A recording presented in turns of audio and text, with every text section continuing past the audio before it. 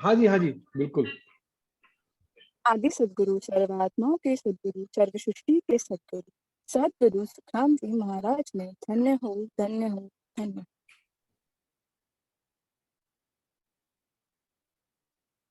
अनंत coat दासन के दासा बरनु भक्त जोग अरु सुख विलासा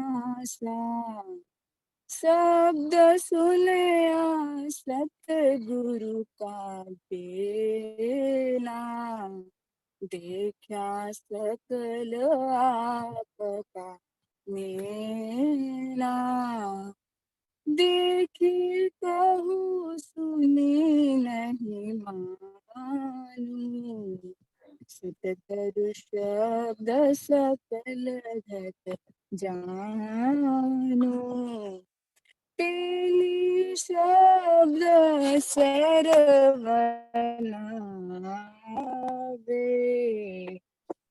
दादा हे बंद पडलं का तुमचा फोन? थोड़ा आवाज आपका कट रहा है।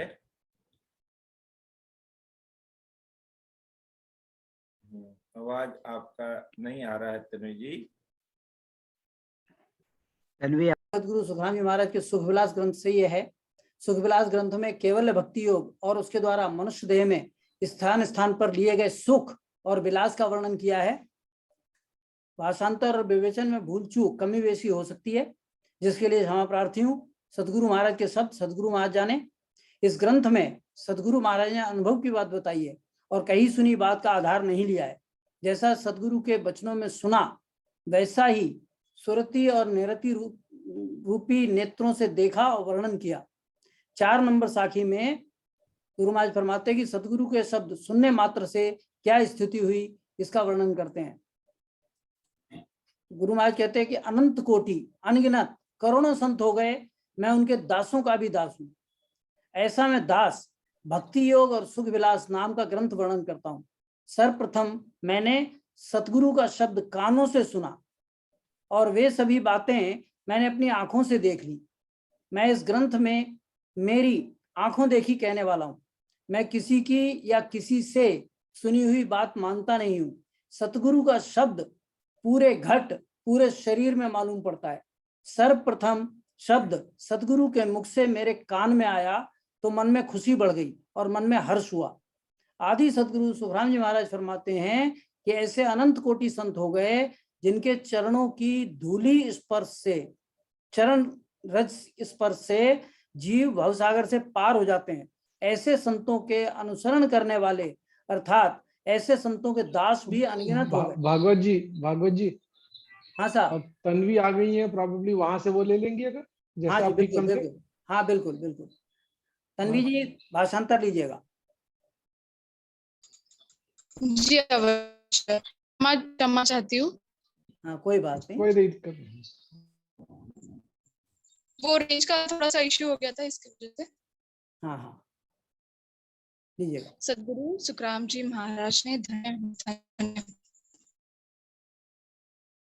आदि सदगुरु सुखराम जी महाराज ने सुख ग्रंथ में केवल भक्ति और उसके द्वारा मनुष्य देह में स्थान स्थान पर लिए गए सुख और विलास का वर्णन किया है। भाषांतर और विवेचन में भूल चूक यानी कमी बेशी हो सकती है, जिसके लिए क्षमा प्रार्थी हूँ। सदगुरु महाराज के शब्द सदगुरु महाराज जाने। इस ग्रंथ में सदगुरु महाराज ने अनुभव की बात बताई है और कहीं सुनी बात का आधार नहीं दिया है। जैसे सदगुरु के वचनों में सुना है वैसा ही यानी सुरति एवं नीति रूपी नेत्रों से देखा और वर्णन किया है। 4 नंबर साखी में सदगुरु के शब्द सुनने मात्र की क्या स्थिति हुई, इसका वर्णन है। अनंत कोटि करोड़ों संत हो गए हैं, मैं उनके दासों का भी दास हूँ। मैं ऐसा दास भक्ति योग और सुखविलास नाम का ग्रंथ वर्णन करता हूँ। सर्वप्रथम मैंने सदगुरु का शब्द कानों से सुना, वे सभी बातें मैंने अपनी आंखों से देख ली। मैं इस ग्रंथ में मेरी आंखों देखी कहने वाला हूँ। मैं किसी की या किसी से सुनी हुई बात मानता नहीं हूँ। सदगुरु का शब्द पूरे शरीर में मालूम पड़ता है। सर्वप्रथम शब्द सदगुरु के मुख से मेरे कान में आया तो मन में खुशी बढ़ गई, मन में हर्ष हुआ। आदि सदगुरु सुखराम जी महाराज फरमाते हैं कि ऐसे अनंत कोटि संत हो गए जिनके चरणों की धूल स्पर्श से जीव भवसागर में पार हो जाते हैं। ऐसे संतों के अनुसरण करने वाले अर्थात ऐसे संत के दास अभी अनगिनत हो गए और मैं तो उन दासों का भी दास हूँ। मेरे तो सामर्थ्य ही क्या है। जैसा सदगुरु मेहर से समझाए एवं जाना वैसा ही प्रयास मात्र है।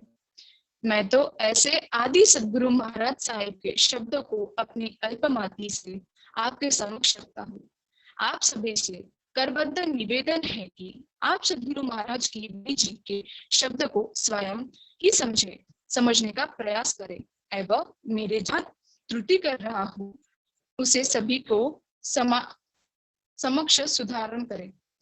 आदि सदगुरु साहेब अपने अमर लोक का वर्णन करते हैं जिसे सुन कर आश्चर्य भी होता है और अत्यंत खुशी भी होती है। जब एक एक स्थान पर सदगुरु महाराज के वचनों के अनुसार ही अनुभव आता है तो मन अत्यंत प्रफुल्लित हो जाता है और इस बात का पूर्ण विश्वास आ गया है कि सही मार्ग पर है। ऐसे सुख और विलास पाने के लिए अत्यधिक सुमिरन करना चाहिए और आप अपने सदगुरु महाराज के देश में शीघ्र पहुंचने के लिए प्रयास। सदगुरु सुखराम जी महाराज ने धन्य हो। कोई गलती हो तो माफ करिए। राम राम साहब, बहुत